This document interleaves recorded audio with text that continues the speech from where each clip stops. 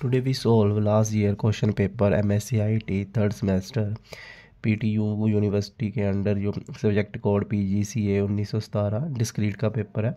2 marks का question paper 2 marks question हम solve करेंगे। Define a reflexive relation show with an example. Reflexive relation क्या होता है? A relation R on a set A is said to be reflexive if a comma a is belongs to R for all a belongs to A. On other words, every element should be relate to itself and can be relate to other. So example के साथ समझते हैं। ए कोई set है, relation हम ले रहे हैं 1 1 1 2 2 2 3 3 1 4 3, ये कोई रिलेशन है। अब इसमें देखो उसने क्या कहा है, every element should be relate to itself means a 1 1 a comma a belongs to R 1 1 होना चाहिए, 2 2 भी होना चाहिए, 3 3 भी होना चाहिए। अदर और and can be relate to other. Other means 1 2 भी हो तो चलेगा, मतलब ये और ये तीनों होने चाहिए, जो सेट में हैं वो इनमें होने ही चाहिए। सो ये इसके साथ ये रिफ्लेक्सिव रिलेशन हो जाएगा। So question B, if the Cartesian product of the set X Y और एक्स का cross product is equal to the Cartesian product set X cross set Y और नॉट इक्वल है कि नहीं, हमने देखना है। सो सेट एक्स लेंगे हम 1,2, सेट वाई लिया 2,3। तो सेट एक्स का सेट वाई के साथ हम क्रॉस प्रोडक्ट निकालेंगे 1,2 1 के साथ 3 2 के साथ 2 2 के साथ 3। ऐसे ही हम वाई का एक्स के साथ निकालेंगे 2 के साथ 1 2 के साथ 2 3 के साथ 1 3 के साथ 2।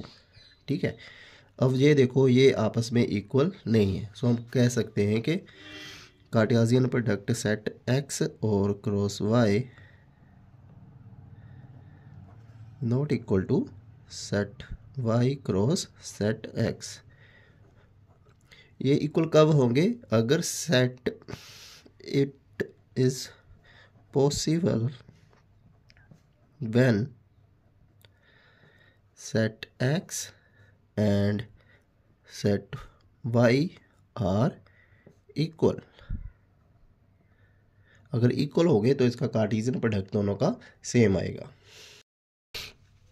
सो नेक्स्ट है 2 important properties of ring. First है closure under addition and multiplication. A ring is closed under both addition and multiplication. This means that if A comma B belongs to R where R is a ring. R क्या है? Ring है। A comma कोई B element है, then क्या होगा? ए plus B जो है वो आर को बिलोंग करेगा, ए डॉट बी वो भी आर को बिलोंग करेगा। प्लस मीन एडिशन हो गया, मल्टीप्लिकेशन का डॉट हो गया। सो डिस्ट्रीब्यूटिव प्रॉपर्टी क्या है कि multiplication in a ring distribute over addition, मतलब मल्टीप्लिकेशन करेंगे ओवर एडिशन के साथ। For all A comma B comma C 3 element है जो आर को जो रिंग को बिलोंग करते हैं, then following holds A dot B plus C bracket में है तो ए बी को डिस्ट्रीब्यूट करेगा plus A dot C, same as A plus B dot C A dot C plus B dot C. So ये 2 important properties of. So next है D, what is understood by the sub-Boolean algebra? A Boolean sub-algebra is a subset of a Boolean algebra that contain top and the bottom element of the algebra along with the certain other elements। Means जो subset होगा, जैसे ए कोई set C and D लिया हमने, B set है A B C D, ये दोनों पहले तो बूलियन अलजेब्रा होना चाहिए, और इन दोनों का जो top and the bottom element है वो दोनों का सेम होना चाहिए। जैसे इसका 1 है, इसका 0 है, डी और सी आपस में क्या, डी का कॉम्प्लीमेंट सी होगा, so A is A subset of B होगा। सो इसे हम सब बूलियन अलजेब्रा बोलते हैं।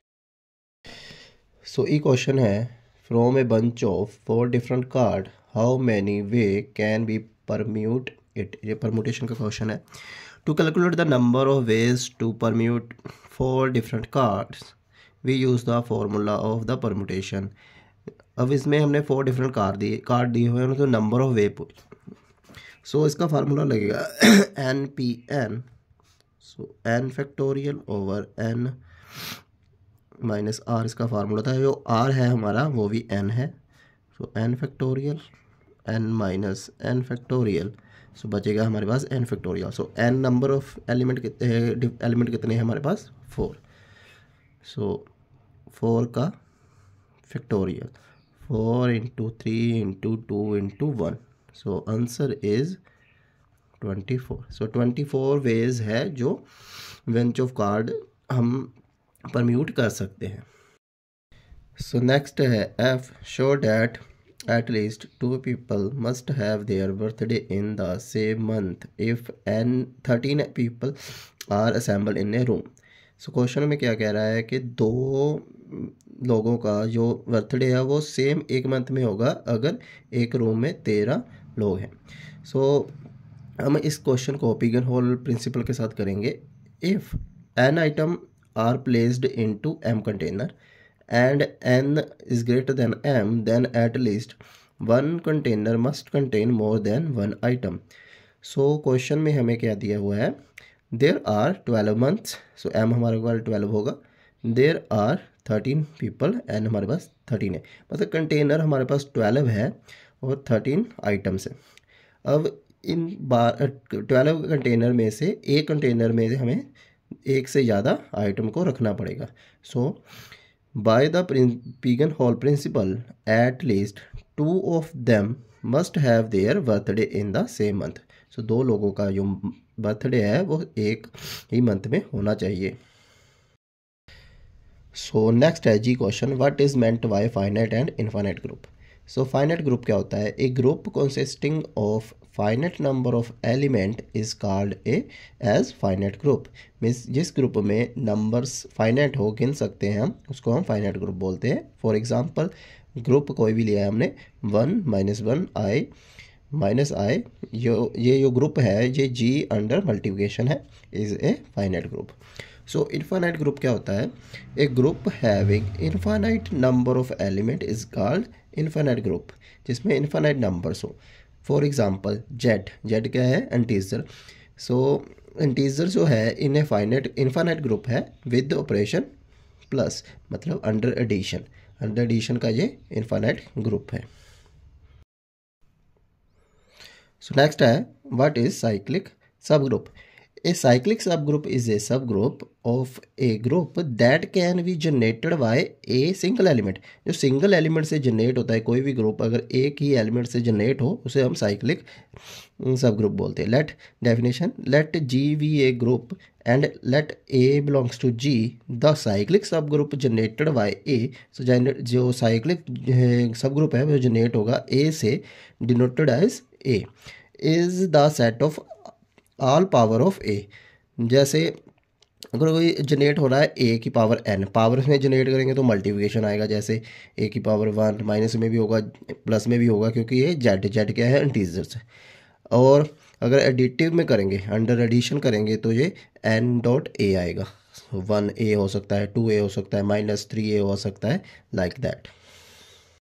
सो नेक्स्ट है I question, let v is equal to 1 2 3 4 and e is equal to this, draw the graph. So b हमारे पास vertices है और e हमारे पास एजिस है। सो वर्टिक्स को हम मार्क कर लेते हैं, ठीक है जी।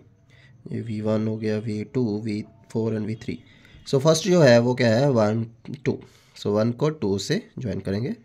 सो सेकंड है 1 4, 1 को 4 से जनरेट करेंगे। सो नेक्स्ट है 3,4, सो 3 को 4 से। सो लास्ट है 2,3, सो 2 को 3 से कर देंगे। सो ये हमारा ग्राफ बन गया। So this is the last question of this paper for 2 marks. What is the chromatic number in a planar graph and the cyclic graph. So planar graph क्या होता है, planar graph is a graph that can be drawn on a plane without any edge crossing. इसमें एक as cross नहीं होती, उसे हम planar graph बोलते हैं। जैसे ये ग्राफ है, इसमें कोई भी एज को क्रॉस नहीं किया हुआ। By the 4 colour theorem the chromatic number of an planar graph is at most 4, मतलब 2 भी हो सकते हैं, 3 भी हो सकते हैं, 4 हो सकते हैं, 4 से ज़्यादा नहीं हो सकते। So cyclic graph is a graph contain at least 1 cycle, उसमें एक साइकिल बनना, जहाँ से शुरू होना चाहिए वहाँ से ख़त्म होना चाहिए, साइकिल बनना चाहिए। It's chromatic number depend on the number of vertices. In A cycle. Cycle में कितने वर्टिक्स है उस हिसाब से इसका क्रोमेटिक नंबर देख रहे हैं। इफ़ वर्टिक्स इज इवन, अगर तो वर्टिक्स इवन होगा तो क्रोमेटिक नंबर उसके 2 होंगे। If the vertex is odd then the chromatic number is 3। जैसे किसी भी ग्राफ के वर्टिक्स अगर 5 होंगे तो उसके क्रोमेटिक नंबर क्या होंगे